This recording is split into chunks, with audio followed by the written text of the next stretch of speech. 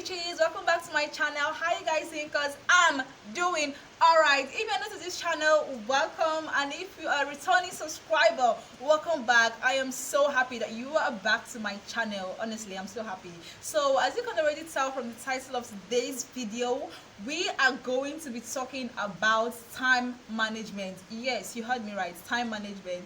And before we get into today's topic proper, I want you guys to please help me grow my channel by subscribing to my channel, liking this video, and dropping a comment in the comment section. Just click on the subscribe button. It's right there. It's a red button. Click on it somewhere around here. Click on it, subscribe to my channel, click on the notification bell so you get notified every single time I post a new video. So without further ado, let's get right into this video. Before I get this discussion rolling, I just want to tell you guys a little bit about me and time. Like I think I have a whole story about me and time. Like before now, I never really understood the essence of time. I just never really understood the essence of time, how valuable time is, how much I need to hoard my time, how much I need to be stingy with my time. I just never really understood the value of time. It took me so much. It took my friends shouting at me, my roommates always screaming in my ear,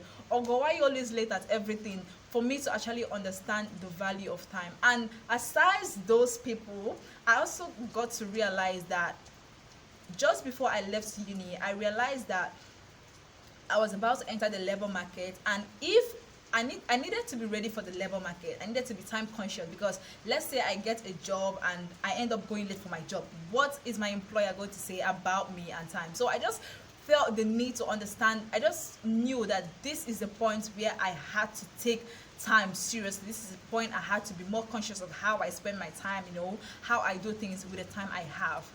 So it took me a lot to understand that we can't really manage time. There are lots of videos on YouTube talking about time management, how to be more productive, how to maximize your time, and all of that. But the truth is that we can't really manage time. In as much as we try, we really can't manage time. We can't change time. We can't stop time. We can't bend it to our wishes, because time doesn't stop for anybody. Time just passes. Like, we literally can't do anything about it. So the only thing, or what I have come to realize, that what we can do to maximize productivity is to manage ourselves and what we do with the 24 hours that we have in a day. I hope that made any sense to anybody, because like I realized that we can't really stop time. I can't stop time. The only thing I can do is to manage what I do with the 24 hours that we all have in a day. I have 24 hours a day, and you have 24 hours a day, and that is one thing that is common with every single person. A rich man has 24 hours a day, likewise a poor man. So if we're being practical, we really can't manage time. All we can do, or the most we can do, is to maximize our productivity, by managing ourselves and the 24 hours we have in a day. So I'm going to be giving you guys 8 tips. Yes, you heard me. 8 tips that has helped me over the year, because I started this whole time management journey. In as much as I said you can't manage time, that is me being very practical. We can't manage time, but for the sake of this video, I'm still going to be using the phrase manage time to just communicate what I'm trying to say to you guys. So I'm going to be giving you guys 8 tips. Yes, I said 8 tips that has helped me so much over the year or over the month. So the first thing on my list is to be honest with yourself. So basically, being honest with yourself is just admitting to yourself that you have a problem with time management. You really can't get things done in a day. You keep procrastinating things. You just can't get enough done in a day. That was the first step I had to take.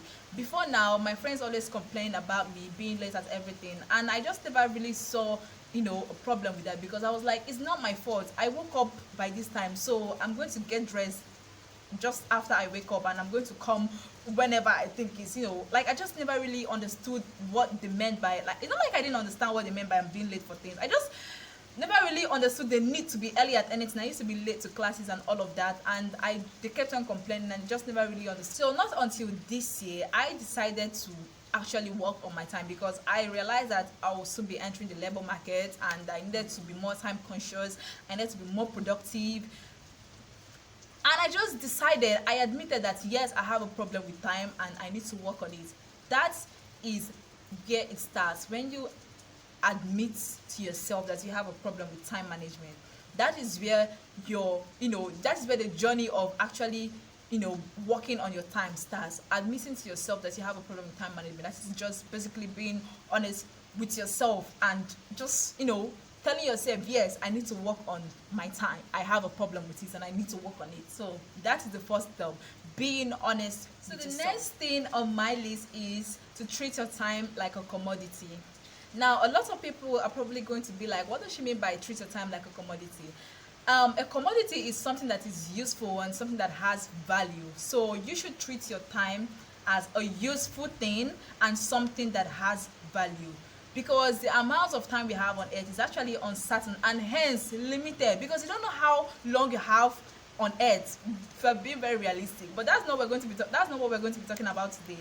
The amount of time you have on earth is uncertain and hence is limited. So you have to be very conscious, or you have to be very practical. We have to be very intentional about what you do with your time. You have to be stingy with your time, how you spend your time. You have to be very conscious of what you actually do with your time, because time lost cannot be regained. And when you waste your time doing things that that doesn't really matter, your time tends to become a source of regret for you. So you should take your time as serious as you take every other thing, even more serious than you take money, because you can remake money. Money is the most important commodity to humans, but money can be remade. Like if you lose your money today, you can always make more money, but time lost cannot be regained. So we should be more conscious of what we do with our time. We should be more intentional about what we do with our time, because time lost cannot be regained. So you don't want your time to be a constant source of regret for you. When you remember the things that you wasted your time doing, you begin to regret. You don't want that for yourself. So you should try as much as possible to be intentional about your time.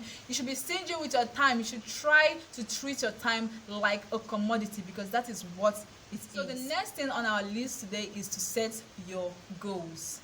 Now, setting your goals simply means mapping out things that you want to achieve within a period of time. Doesn't matter if it's a day or a week or a month, just map it out, honestly, because by setting your goals, you have set a target for yourself and you have to decide if you truly want to achieve those targets or not. And setting your goals also helps you to maximize productivity, because when you remember a particular goal that you have already set out, something that you have already planned to do, it's going to push you to do, to work towards achieving that particular goal, or to work towards making sure that that goal is completed. So it is always very much important to set your goals, because now you know what you want to do with your time and you begin to work towards achieving those goals. So this leads us to the next tip, which is to schedule our day ahead of time. Now I know a lot of people don't think that this actually works, but this works wonders. This I know has worked for me over time. Like, it has worked for me. It depends on how or when you want to schedule your day. A lot of people use planners, a lot of people use just their to-do lists. Scheduling your day simply means writing down everything that you want to achieve in a day, either a planner or in a to-do list. So I basically use a to-do list. So I tend to write down every single thing that I want to do in a day in my to-do list. So a lot of people tend to do theirs at the end of a day against the next day, and some other persons like to do theirs just before a day starts. And amongst the people that does theirs before the day starts, like I do mine in the morning, I write down everything that I want to achieve in a day, and this helps me to just kind of control what I do in a day. I don't overtax myself. It helps me to just not overwork myself, and it helps me to remember everything that I need to do in the day, because once I'm done with one thing, I go back to my to-do list to tick off that thing, and then I see the next thing and I'm like, okay, yes, I need to do this, so I'm going to work towards doing it. I'm going to work on it. So scheduling your day is actually very, very, very important. I can't even overemphasize how important it is to schedule your day. You need to get, be it a planner, you could get a planner, you could get it to do whatever works for you. And as long as it has a blank page where you can write, just use it and plan your day ahead of time, so that you don't get overwhelmed with the day, or you don't keep procrastinating things. Because personally, I don't know about every other person, but personally, when I write things down in a to-do list, I feel that pressure to actually do those things, because I'm like, I need to tick this stuff, because at the end of the day, I'm going to bring out my to-do list and look at the stuffs or the things that I have done so far. And if I have one that I haven't done, or one that I didn't do, and I don't have a valid reason or a good reason for not doing it, I'm going to feel guilty about it. And yeah, I don't like that guilty feeling. So I like to just make sure I tick off everything that I wrote down in my to-do list, so that by the next day I have a clean slate and I have to start, with the tasks or the things I have to do in that particular day. Now the next thing is to reward yourself for work done. Now this is very, this works like magic. I didn't even know how, like I didn't understand the logic behind rewarding yourself, because I always used to think that of course the reward for work well done is success. Like that was just basically how I thought of it.